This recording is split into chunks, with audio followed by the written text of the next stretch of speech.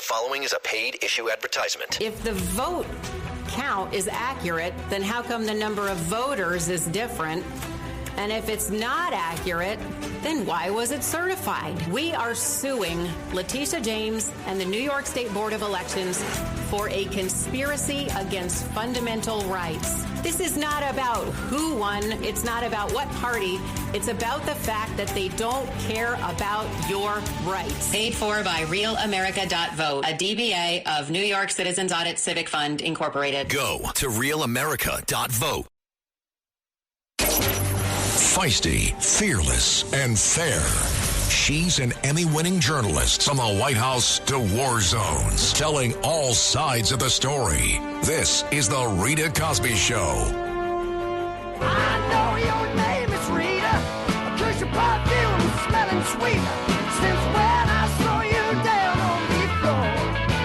Guitar. Breaking news. And President Trump has just left the great state of Alaska just about 15 minutes ago. Touched down there. Of course, they left from Washington, doing a little refueling and everything else. And then they are on their way to China. Will land in Beijing in a matter of hours. And huge meetings with President Xi are scheduled. And President Trump is making no bones about it that one or two things are going to happen after this meeting. Take a listen to what President said just a little bit ago. We have a lot of things to discuss. I wouldn't say Iran is one of them, to be honest with you, because we have Iran very much under control. We're either going to make a deal or they're going to be decimated. So one way or the other, we win. One way or the other, we win. They will either make a deal or they will be decimated. Now, of course, President Trump would love to see a deal and love to see regime change, love to see Iran give up the nukes. But he is clear that some action is going to have to come one way or the other. This is not going to drag on for a long, long time. We're also heading into Memorial Day. That's gas prices. We know gas prices have been skyrocketing. He's well aware of it.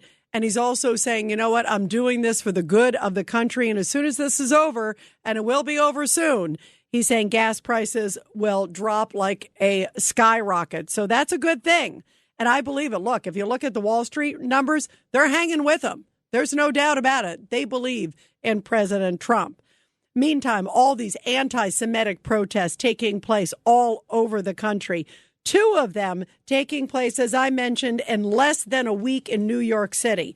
And the one that took place last night was just downright disgusting. If you see it, you look at the signs, they were pushing and shoving. They were, carrying that yellow Hezbollah flag. That is a terrorist group. That is a threat to be carrying it on the streets of New York City. It's a disgrace. And the fact that the mayor of New York has really not said anything, especially about this latest round, that's also a huge issue. Earlier today, we talked with Professor Alan Dershowitz, and I thought this was chilling as he described that he was very concerned going to a synagogue today, and he explained it. I went to a funeral today of a dear friend of mine, Abe Foxman. You may know. Oh, yes, of course, the legend. He was the head of the Anti-Defamation League. We've worked together for 40 years. I have to tell you, my family was concerned about me going to that synagogue for that funeral for fear of my life. Nothing happened, fortunately.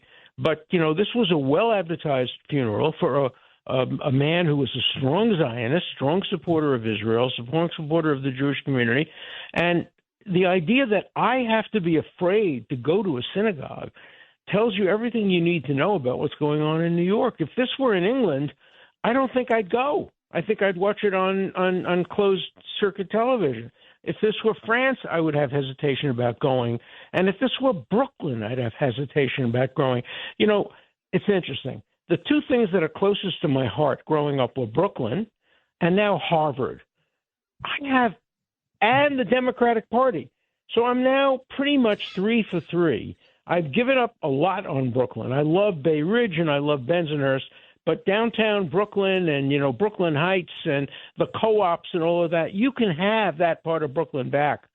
Harvard, I have no feeling of warmth toward toward Harvard today. And the Democratic Party, of course, I've left. So, I feel a little bit homeless and a little bit that my past has abandoned me, and many others feel the same way. How chilling is that to hear who I think is one of the great warriors out there for the Jewish state? Someone very closely aligned with Netanyahu, someone who's always been courageous. I've known Professor Dershowitz for decades. I've never heard him say, I was afraid to go somewhere, saying he's afraid to go if it was England, France, or Brooklyn, New York. How sad is that in America because of all of these crazy, horrific protests, and especially seeing somebody like him, a notable Jewish citizen too. But anybody going into Park East Synagogue, that's that legendary, beautiful synagogue. I've been in there many times. It's historic.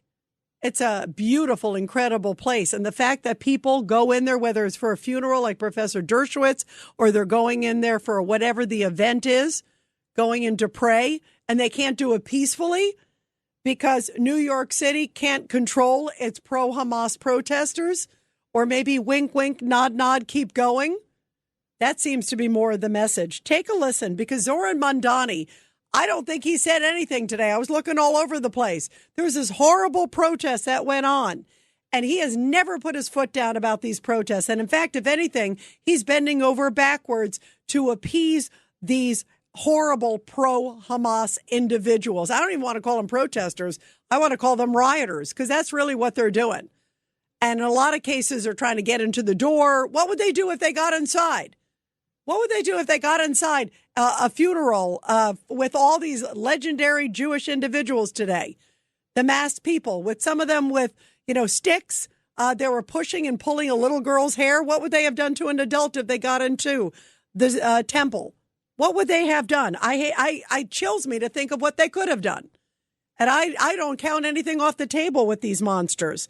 It's horrific. And shame on the mayor for having no guts and no morals when it comes to this issue. And in fact, he's done just the opposite, because he is the one who vetoed the buffer zone. Remember, there was the buffer zone that city council was talking about at religious institutions. So there would be X amount of room around religious institutions. Nope, he didn't go for that. He also didn't go for it at schools, because he wants these crazy protests on college campuses. He wants these crazy protests outside places like Park East Synagogue. He's applauding, I guess, when somebody is out there outside of Abe Foxman, the Anti-Defamation League head. It was his funeral today. One of the guys who endured the horrors of the Holocaust, and a Polish family actually saved him. And this guy has spent his whole career defending the Jewish people, and he can't even rest in peace at a funeral for him. That is disgusting. So here is Mayor Mandani after the incident that took place also at the Park East Synagogue. Remember last week when all these protesters were out there and people came over to Mandani and said, well, what do you think about these protests? And the best he could do was start pulling out this whole It's First Amendment BS. Take a listen. Can you assess how you think things went last night at the Park East Synagogue protest? Do you think the police effectively enforced a buffer zone? Is that what essentially happened? And was the right to protest sufficiently protected in your view? And then I have one more question. Yes, I think that I've made it clear time and time again that we in this city believe in the sacrosanct nature of the right to protest, and also are committed to ensuring that any New Yorker can safely enter or exit from a house of worship, and that access never be in question, while we also protect the First Amendment. And I do believe that the police ensured that yesterday. We believe in the sacrosanct right to protest. And I guess to terrorize Jewish parishioners? And is there anybody out there that actually thinks if it was outside a mosque that he would feel the same way if there were Jewish protesters outside saying death to Palestinians? You think for a second he would say, oh, that's First Amendment.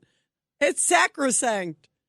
That's why this is so blatant to me. And it's actually really disgusting, because he said this before when he was running, And we talked about it. I said, this is dangerous. This rhetoric is dangerous. This individual is dangerous. And I think a lot of people thought, oh, he's just saying that. He can't mean it. No, he does. He means it, and he's doubling and tripling down. So then in that same breath, not only did he say that it's sacrosanct and it's First Amendment, he also then, in his next breath, tried to sort of somehow say his hate for Israel is not anti-Semitic. He went and blasted Israel. So not only is he like cheering on the protesters, he's also throwing Israel under the bus. So it's pretty clear where this guy's mind's at. And I cannot believe he's the mayor of an American city. Here he is slamming Israel yet once again. And as you talk about ways to prevent anti-Semitism, I noticed yesterday that when you put out a statement about the protest, in advance of the protest, you noted that you agreed with the protesters. You've weighed in on the subject of Israel in a couple of other ways and recent ways. And I just wonder whether, are you considering whether you personally putting your views about Israel out there is in any way fueling anti-Semitism in the city? Do you ever think maybe you should just not weigh in or just not bring it up? I think that critique of the policies of a government are very much separate from bigotry towards the people of a specific religious faith. And there is no tolerance for anti-Semitism. There is no tolerance for hatred of Jewish New Yorkers, which we have seen time and time again, whether it be in the graffiti of swastikas on a number of homes across Queens recently. And I've also been clear to New Yorkers my honest opinions about the fact that when we have a real estate expo that is promoting the sale of land, which includes the sale of land in occupied West Bank in settlements that are a violation of international law, that is something that I firmly disagree with, and that I also believe that many New Yorkers firmly disagree with, because it has been at the heart of an ongoing effort to displace Palestinians from their homes. So I have no problem slamming Israel. I have no problem throwing Israel under the bus, but that's not anti-Semitic. I love everybody. I mean, this is just, it is remarkable in 2026 that somebody is a mayor of an American city making those statements. Let's go to Mimi in New Hyde Park on line 1. Mimi, your thoughts about this? My friend called me this morning. She told me about Rob Magra. It's a defense organization from Israel. So I called them today in Israel, and finally he said, you have to call the synagogue. So I left a message. And what did you say? What's your point, Mimi? My point is that they have to defend themselves. The boys who were fighting there, they were slapping them around. They have to learn how to fight. And also, Harmeet Dillon was on WABC. She said she's going to observe. Well, where is she? I haven't heard from her. Yeah, no, that's a good point. She should be very vocal and speaking out a lot about this. But now, what is your point? Did you say like the little boys? What you want them to put on like boxing gloves and get out there? I mean, I'm confused. Yeah, from Israel. There's a group. They were here 17 years ago, but the people didn't want them. The synagogue. But I think they should want them now. There's a group in the United States also. It's called Rob Magra, and they'll teach them how to fight like Israelis. So wow! So they teach them how to quote protect themselves. Is that how sad is that, Mimi? That we're living in a world where you got to have physical training to be able to go to an event at a synagogue. I mean, what a sad state that we're in. I agree. People are getting all sorts of training to be able to protect themselves peacefully, obviously, is the key. I have no problem with that. But what a sad thing that they feel like they need to get training. I mean, what does that say about the state of anti-Semitism in New York and elsewhere, Mimi? It's horrible. And they pushed around the police, too. Yep. They think, they own the neighborhood. I think they want the apartments. And they're going to push the Jews out. And I lived in the Bronx, and they pushed the Jews out in the 1960s, too.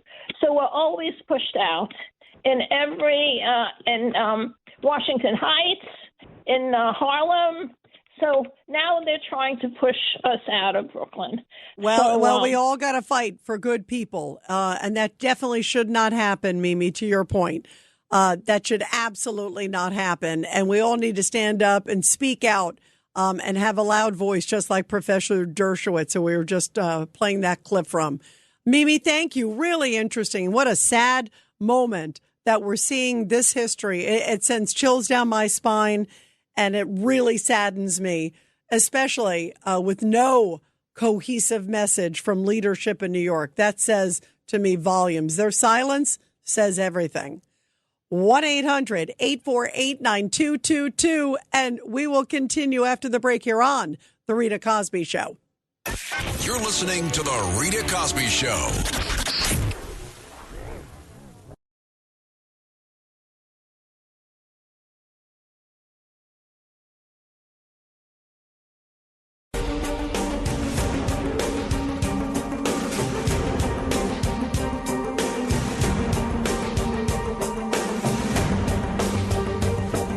This is The Rita Cosby Show.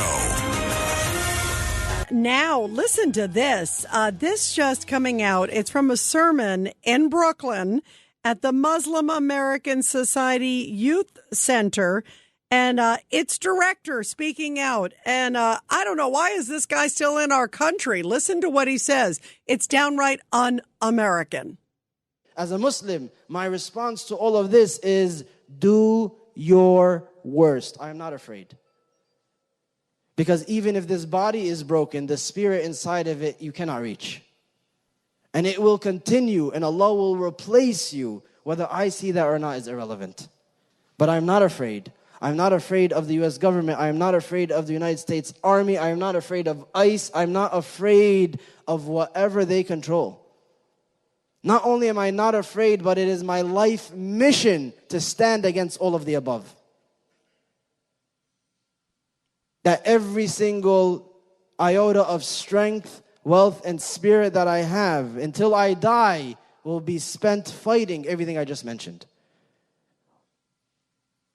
To the last breath, or until they cease their oppression, cease their injustice. That's my reason for existence. Great. So his reason for existence is fighting the U.S. government, U.S. Army, and ICE. And he's in this country, and he's in Brooklyn, speaking out like that. Maybe somebody needs to pay a little visit to him to find out his history. Maybe to find out his paperwork. Is he in this country appropriately? And why would you ever have someone in this country that's saying that? How un-American is that? Let's go to Matt in the Bronx, line 3. Matt, your thoughts. Well, I want to state that, basically with regard to the war in Iran, I think it's a tragedy that we have a president that is so beholden to Jewish and Israeli interests that he's willing to compromise. Oh, Matt. All right, Matt. Here's what you're going to do, Matt. Do me a favor. Stick with me. All right? Because we're going to go. We have a hard break here. And maybe in the break you can knock a little common sense into you. But we'll continue. After that sermon, you're still bashing Israel?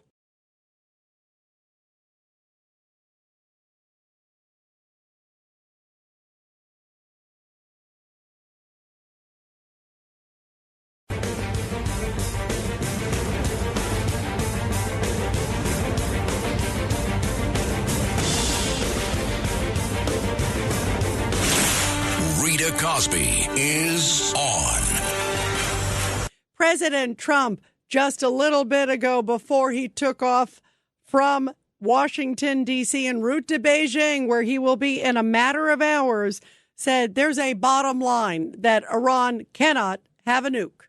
What is going to be your red line to end the ceasefire for you? What will it take to pull the plug? Well, we're going to see, and we'll be thinking about it on the flight, and we'll be thinking about it for the next little while. But we've beaten their military very soundly. That's over with. The blockade is very effective. It's been 100% effective. And one way or the other, it's going to work out very well. It's going to work out very well. I think you're going to have so much oil, you're going to have a gusher of oil like you've never had before. So when oil goes up a little bit, I thought it would go up much more. If you go back 3-4 months ago, when we were contemplating. We assumed oil would go much higher. Yesterday it was at $99. And if you think about it, I would have taken that all day long because it's very simple. Iran cannot have a nuclear weapon. They will not have a nuclear weapon. They know that. They've agreed to that. And then that's not what they said to me when it came to pay. We don't play games. They're not going to have a nuclear weapon. And I commend President Trump and Netanyahu for having the courage to do what they are doing. Now I just say they need to finish the job. And meantime, it's the battle of the booze on Capitol Hill. You had Kash Patel taking some heat from Chris Van Hollen. That's the guy who went down with Kilmar Abrego Garcia. Remember having margaritas down there, those pictures down there right by the prison. Remember he stepped out of the prison and somehow he had a little bit of margaritas and nachos and all that other stuff. Well, Chris Van Hollen had the audacity to go after Kash Patel, saying he's a boozer. And then Kash Patel went back at the old margarita trick. Listen to this on Capitol Hill. The only person that was slinging margaritas in El Salvador on the taxpayer dollar with a convicted gangbanging rapist was you. You know, the only person that ran up a $7,000 bar tab in Washington, D.C. at the lobby bar was you. This the only individual in this room that has been drinking on taxpayer dime during the day is you. I would say that was a good response by Kash Patel. Van Hollen, that he actually has the audacity, the cojones to go out there and say, oh, you shouldn't be drinking. Meanwhile, he's like on taxpayer dollar going down to see that guy and even went down and saw him after the allegations were that he's a human trafficker.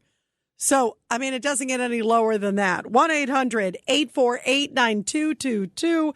1-800-848-9222. Now, all right, let's go back to Matt. Line 3, Matt in the Bronx. Matt, go ahead. Sorry, I had a break there before.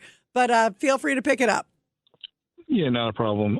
So basically, with regard to Israel and the Iran situation, they want to preserve Israel as a Jewish majority state. Fine, that's fine. And they want to use American military might to wipe out their enemies in the Middle East. And guess what? I'd like to preserve America as an American country. Do you have a problem with that? Well, that's just it. That's my point, is that Jews in the United States, ever since before the 1960s, have been pushing to overturn our immigration laws to the point where the majority of immigrants to the United States come from the third world. So in other words, they want Israel as a Jewish state, but they don't want a white American majority in the United States. That's racist for them. So the hypocrisy stinks. And I'm sick and tired of seeing American taxpayer dollars, and more importantly, American military lives. Why do you hate Israel so much? I mean, it's odd that you have such a hatred of Israel and Jewish people. By the way, what I will agree with you on is that there are many Jews who do vote Democratic. Traditionally, they usually do predominantly vote Democratic. Not all of them. And I think, in fact, in the last election, there was a better result in the Jewish population than it has been previously for a Republican, because President Trump has been so great to the Jewish state, and they understand that.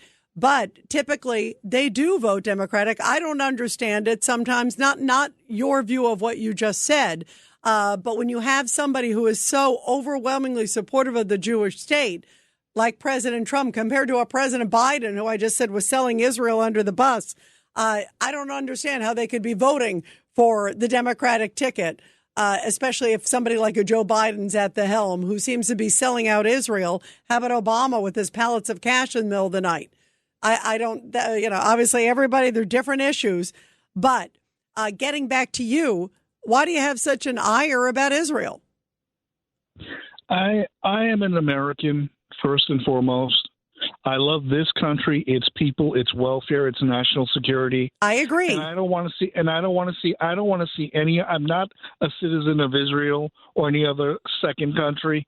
I don't want to see this country's national security and this country's objectives and this country's welfare. But why are you blaming it on Jewish people? Most of it's coming from the border. And it's not Jewish people. It's people in the White House. It's people we just talked about, Mayorkas, who is the Homeland Security Secretary. He's not Jewish. I'm not sure why, you wake up, it's like it's raining. It's the Jews' fault. I'm a little confused by this, by everything is Jews' fault. It sounds like the people of Trump derangement syndrome, everything's Trump's fault. Why with you is everything the Jewish fault? Actually, you just made a misstatement. Alejandro Mayorkas is Jewish, and he actually sat on a board, the Hebrew Immigration Aid Society, which built refuges and. By the way, I didn't know if that he's Jewish. But he clearly opened the wide open border. Biden's not Jewish. Biden's not Jewish. You think Kamala? I mean, you look at it. Biden. It was Biden. Was he going to the synagogue? No. He just said, "I want people to come in, come one, come all." And most of the people that are pushing that policy, it's not Jews. It's Democrats. It's Democrats in general that are saying, "Come one, come all," because they want the numbers. That's what I believe. The people who pushed for the 1965 Immigration Act for 40 years in the U.S. Congress, the principal advocates of advancing that law, whether it's Sam Dickstein, Jacob Javits, Herbert Lieben, or the person who the law is named after, Emmanuel Seller from Brooklyn. You know, the principal advocates for open borders immigration and their lobbying organizations until we got the 1965 Act that threw the borders open to the third world. They were Jewish, and I want to give you that. But there were a lot of non-Jews too, Matt. That's the point. It's like you're singling out the Jewish individuals. There were a lot of non-Jews, and it didn't have to do with them being Jewish or not. It was a Democratic policy, hands down. And Mayorkas was following the policy from Joe Biden, which was clearly come one, come all. And it wasn't because of pressure from some Jewish lobby or whatever the case is in your mind. But that's not the case, Matt. I don't know why everything you think comes back to the Jewish people. It really is shocking. And you don't think, let me just ask you to current times. Let's fast forward to what's going on right now. Don't you have a problem with what's happening overseas right now? And don't you commend Netanyahu especially and President Trump for taking the fight to Iran and trying to eradicate Iran? Or do you have a problem with that? I have a problem with our military knocking off one Israeli enemy after another over the last 25 years, including Iran. Because but they're our enemy too, Matt. You think it's just Israel's enemy? You think this whole thing is about Israel? You don't think any of this? You don't think getting rid of a nuke from Iran is good for America and good for the world peace? You think this is only just to appease Netanyahu? That's ridiculous.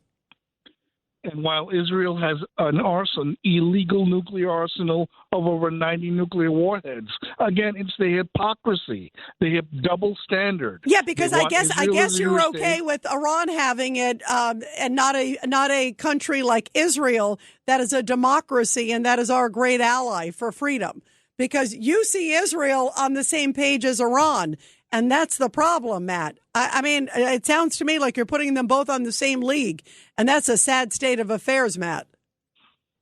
The only reason Iran or Iraq before it or Libya before that wants a nuclear arsenal is because to countervail the illegal nuclear arsenal of the Israelis. And again, no one in that region should have a nuclear weapon, including the Israelis. Well, maybe the Israelis got it because they had enemies all around them that wanted to decimate them. Maybe that was the reason why, Matt. And quite frankly, if you look at what's been going on, you understand now because you know darn well if Iran had a nuke, they would be using it. And for some reason, you put them on the same page as Israel. By the way, I do appreciate you teaching me about Mayorkas. That is interesting, but it has nothing to do with him being Jewish. It has to do with him being stupid and reckless and endangering this country. That's the bottom line. But Matt, boy, always interesting with you, that's for sure. Let's go to Eduardo in Tampa. After that one, Eduardo, go ahead.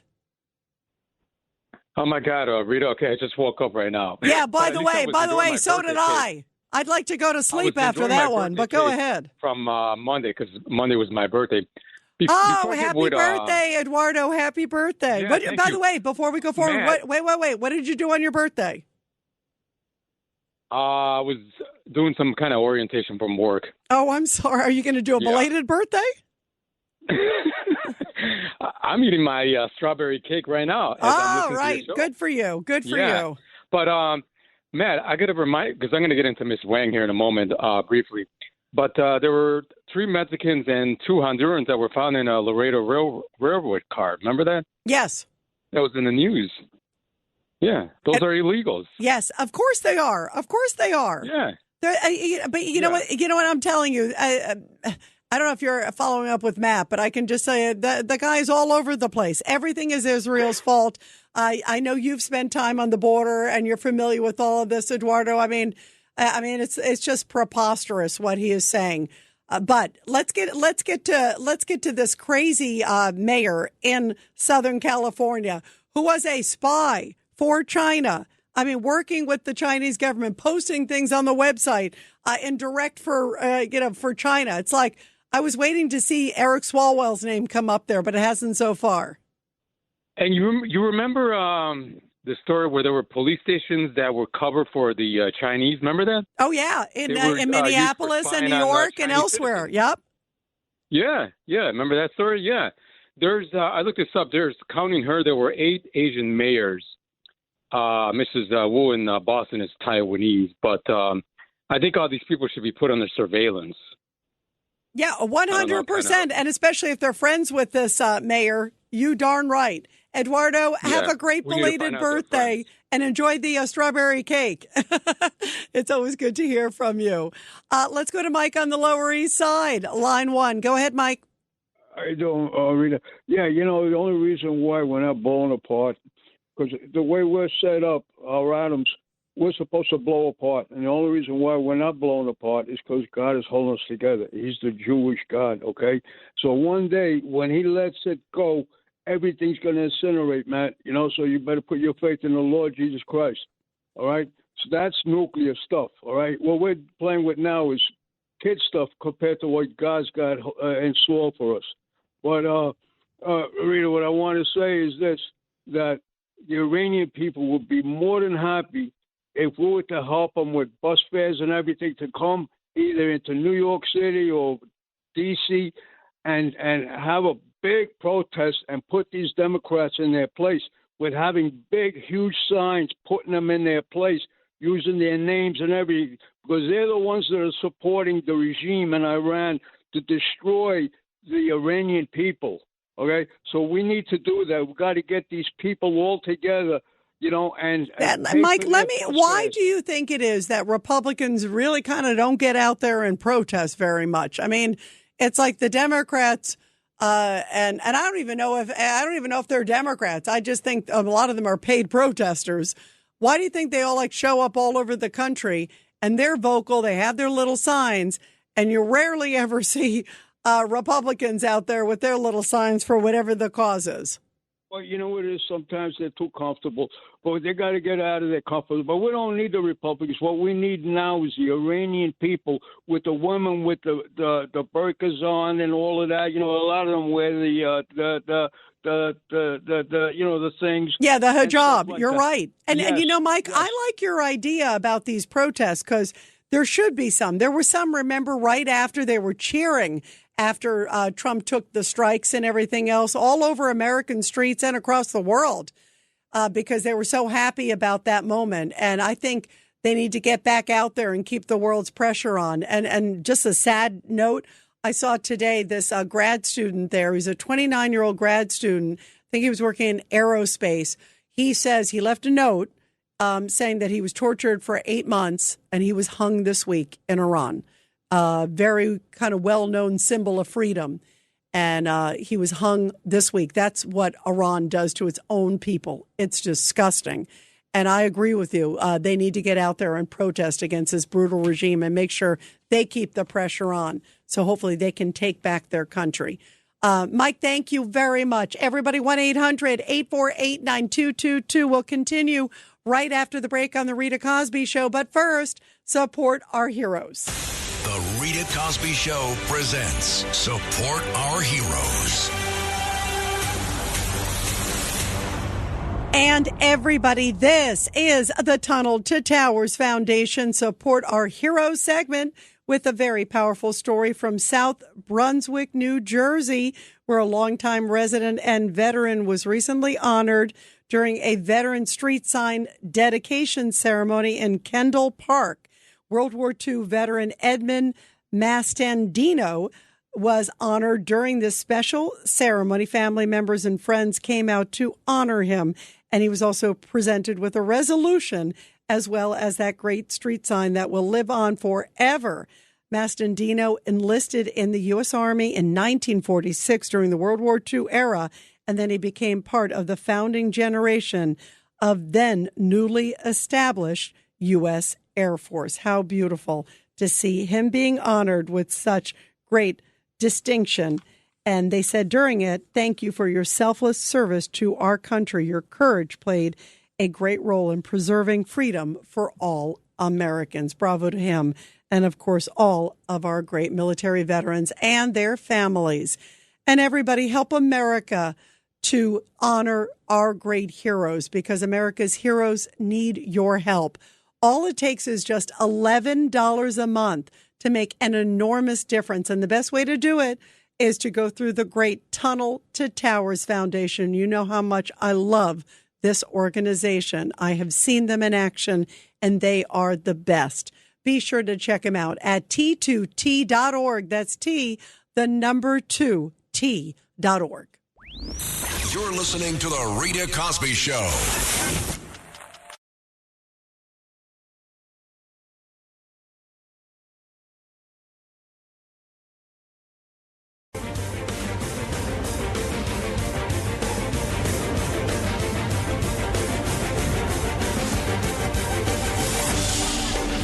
It's The Rita Cosby Show. Let's go to real quick to Alice in Ohio, line 4. Go ahead, Alice. Hi, Rita. Real quick.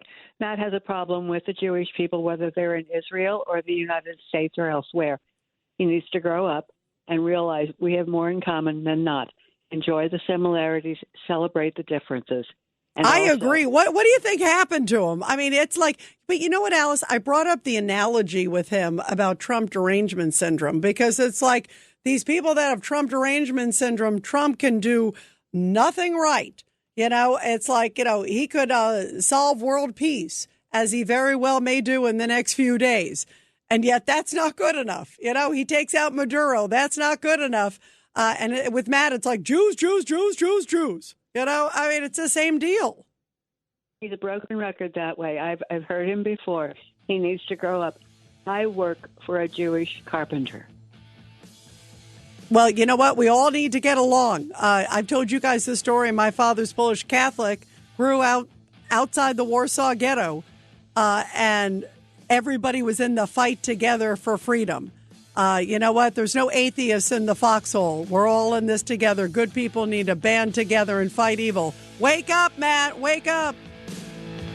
77 WABC and Bergen Newbridge Medical Center honor the life of legendary broadcaster and our friend, Ernie Anastas. Hi, it's Ernie Anastas. You know, your thoughts can affect how you feel. Bergen Newbridge Medical Center is the largest hospital in New Jersey, providing comprehensive, equitable, compassionate, and high-quality emergency inpatient and outpatient medical care, plus mental health services and substance use disorder treatment. The Bergen Newbridge team can address your total health needs in one convenient location. Call 201-225-7130 for an appointment or newbridgehealth.org. Security program on spreadsheets, new regulations piling up, and audit dread? It's time for Vanta. Vanta automates security and compliance, brings evidence into one place, and cuts audit prep by 82%.